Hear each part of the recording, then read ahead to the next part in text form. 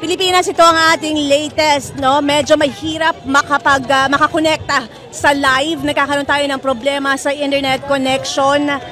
At ngayon nga dito sa harapan mismo ng People Monument, People Power Monument specifically, ay nagdatingan na nga itong mga sasama sa Trillion Peso March. Mula sa religious sector, kasama yung mga NGO at ang mga kabataan ay nagmarcha sila mula nga doon sa EDSA Shrine patungo dito. At isa lamang ang kanilang sigaw, ikulong na ang mga kurakot. Ito ay nagsisilbing o pagpapakita ng pagkakaisa ng mga Pilipino na napapagod na umano sa patuloy na korupsyon dito sa bansa.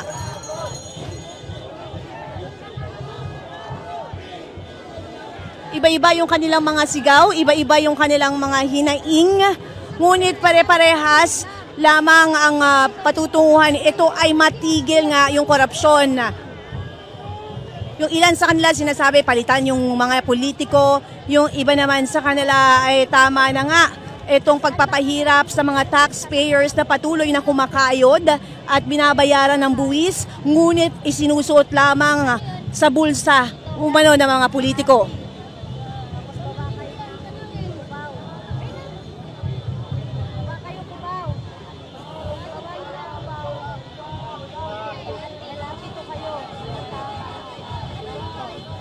Gaya ng aking mga inihatid na informasyon kanina nung tayo ay naghatid ng live na balita, ay nakikiisa yung mga hindi nakasama ng mga motorista sa pamamagitan ng kanilang pagbusina tuwing na dumadaan sila dito, no, kada daan dito sa harapan ng People Power Monument.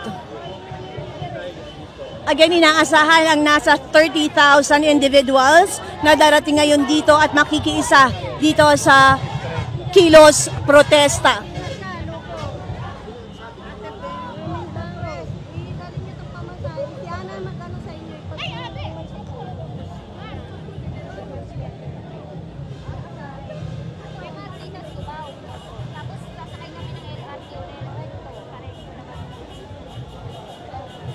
Itong pagkilos na ito ay dahil nga pagod na ang mga Pilipino sa nangyayari dito sa ating bansa. Nagiging cycle na lang yan ang sigaw nila, no? O nangyari na rin ito. Ngayon, ito na naman, meron nga bang mananagot o yung pinakamahina lamang ang sasalo sa kasalanan ng kaugnay dito sa anomaly ng flood control projects?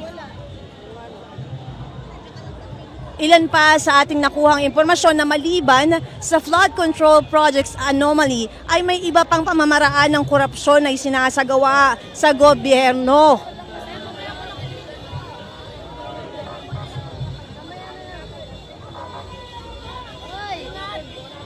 Alas 2 actually ang simula nito at bago pa man mag alas 2 ay talagang nagdatingan na nga ito at nagmarcha na itong mga nakikilahok dito sa Trillion Peso March. Samantalang doon naman sa Luneta kaninang umaga pa yung nagsimula at nando naman si Monching, iNews reporter na naghatid ng ilang mga detalye, no? Nagbigay ng impormasyon sa sitwasyon sa Luneta.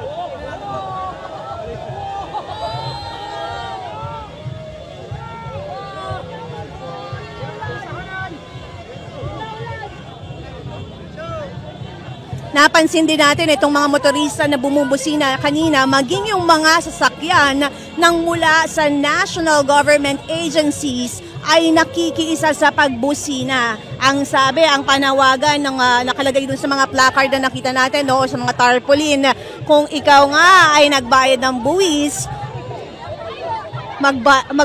bumusina ka.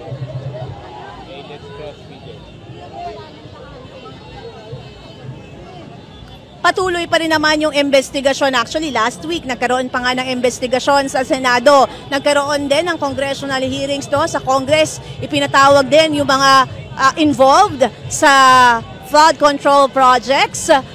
Ngunit ang tanong ng bayan, ito nga ba ay sila nga ba, no, yung mga pinatawag at kung sino man yung kanilang mga kasabwat sa pangungurakot ay tunay na mananagot.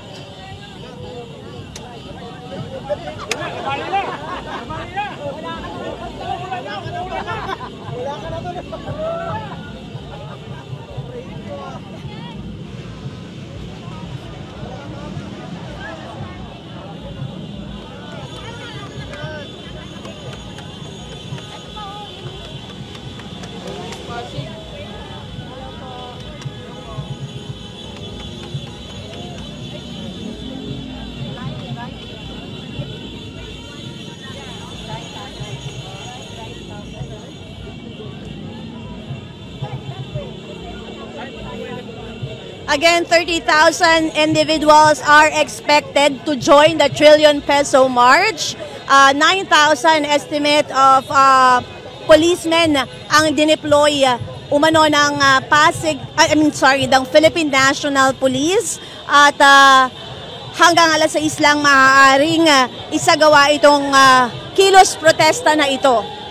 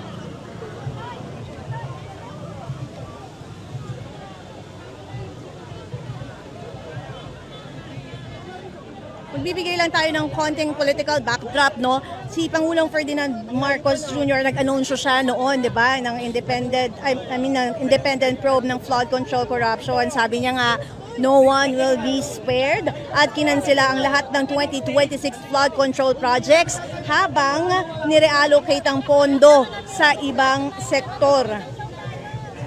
Nagpahayag siya ng suporta sa mapayapang pagkilos at shared frustration ng publiko.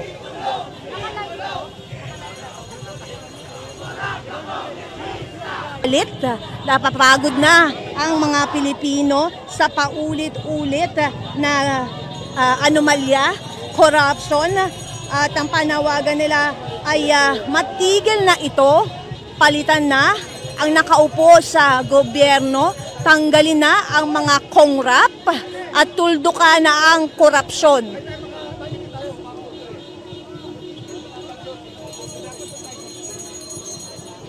Malinaw naman ang mensahe ng mamamayan na panagutin ang mga dapat managot.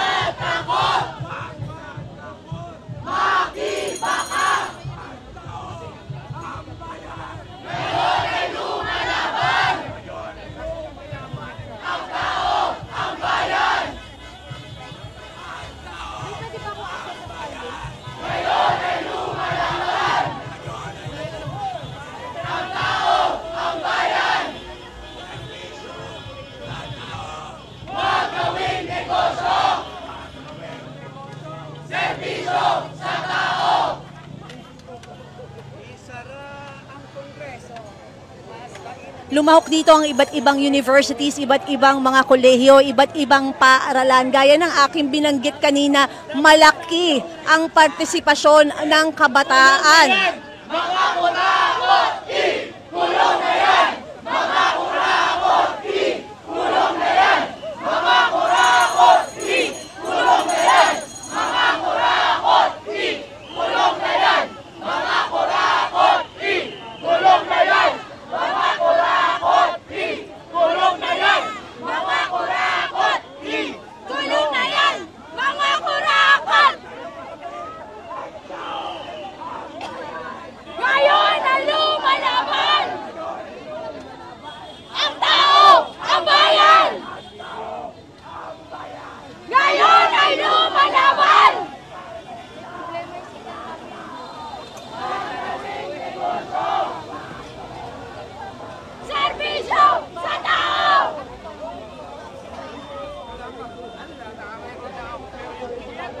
Una, bago magsimula itong pagmarsya ng mga participants dito sa EDSA, tirik ang araw. Marami yung mga nag-aantay along White Plains hanggang Temple Drive, mula sa mga private individuals hanggang sa mga government employees sa kapulisan at sa ilang mga security enforcers ng Quezon City.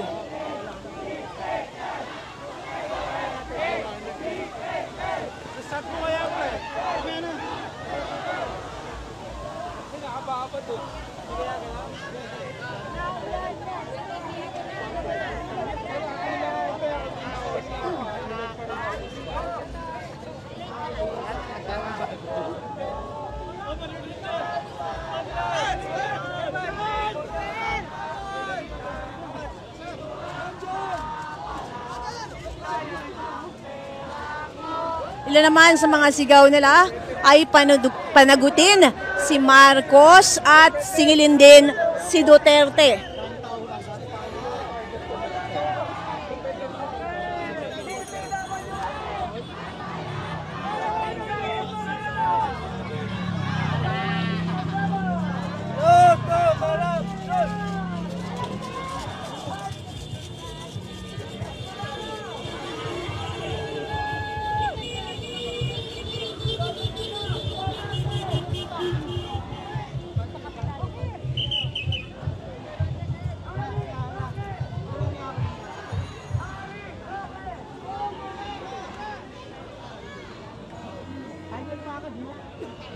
Pinakaintunga tayo.